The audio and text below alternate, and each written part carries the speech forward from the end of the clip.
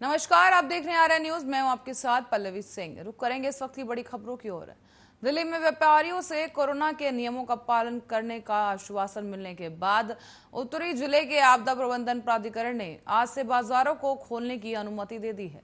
लक्ष्मीनगर के विकास मार्ग स्थित मेन बाजार से लेकर किशनकुंज स्थित लवली पब्लिक स्कूल और उसके आसपास के बाजारों को खोलने की अनुमति दी गई है।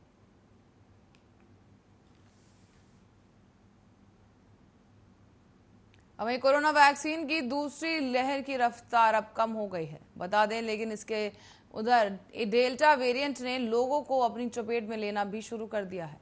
इस बीच भारत बायोटेक ने शनिवार को कोवैक्सीन के तीसरे चरण के ट्रायल के लिए परिणाम जारी किए हैं, जिनमें दावा किया गया है कि ये वैक्सीन कोरोना संक्रमण के खिलाफ 78% तक प्रभावी है। तो वहीं कोरोना के डेल्टा वेरिएंट के खिलाफ 65.2% तक असरकारी है। इसी के साथ ही हैदराबाद स्थित भारत बायोटेक कंपनी ने कोवैक्सीन के तीसरे चरण के ट्रायल के परिणाम जारी कर दिए हैं। इसमें कहा गया है कि कोरोना वैक्सीन कोवैक्सीन भारत में कोरोना के खिलाफ जंग में सबसे बड़ा हथियार साबित होगी। इसी बीच भारत बायोटेक ने तीसरे चरण के ट्रायल में 130 कोरोना संक्रमण मरीजों को भी शामिल किया है और इनका विश्लेषण करने के बाद कंपनी ने कहा कि कोरोना संक्रमण के खिलाफ कोवैक्सीन 77.8% तक असरदार रही है।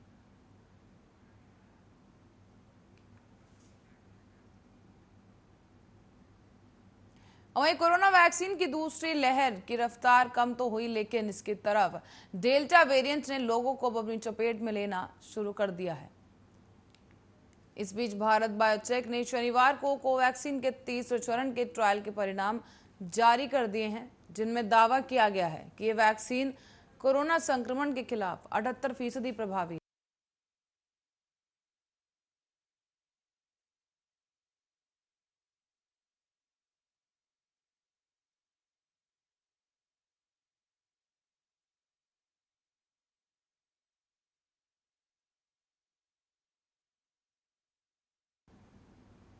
और इसी बीच एयर इंडिया के पायलट्स ने एक संगठन ने कोविड-19 की वजह से दम तोड़ने वाले किसी भी पायलट के परिवार के लिए केंद्र सरकार के नियमों के अनुरूप मुआवजे और परिवार के एक व्यक्ति को नौकरी देने की मांग कर दी है। इंडियन पायलट्स गिल्ड ने प्रधानमंत्री नरेंद्र मोदी को लिखे गए एक पत्र में यह अपील की है कि कोविड या कोविड के बाद की तकलीफों के कारण स्थायी या अस्थायी रूप से चिकित्सा दृष्टि से अनफिट होने वाले किसी भी पायलट को सामान्य कवरेज से 4 गुना ज्यादा सुविधाएं दी जानी चाहिए।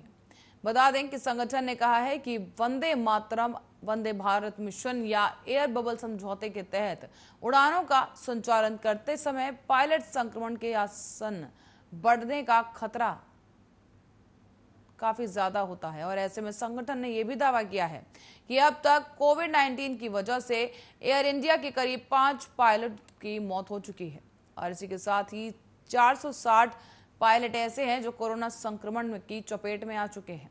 तो वहीं अब 30 से ज्यादा पायलटों को अस्पताल में भर्ती होना पड़ा है।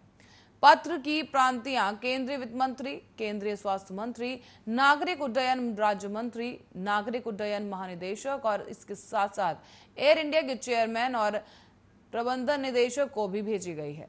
इसमें कहा गया है कि हम किसी भी पायलट के कोविड के संपर्क में आने पर, मौत हो जाने पर उसके परिवार के लिए तुरंत और अंतरिम उपाय के तौर पर उसे अग्रिम मोर्चे पर काम करने वाला कर्मचारी मानते हुए भारत सरकार की नीति के अनुरूप मुआवजा दिया जाना चाहिए। ये मुआवजा किसी भी अन्य व्यक्तिगत या फिर समूह बीमा अलावा होना चाहिए।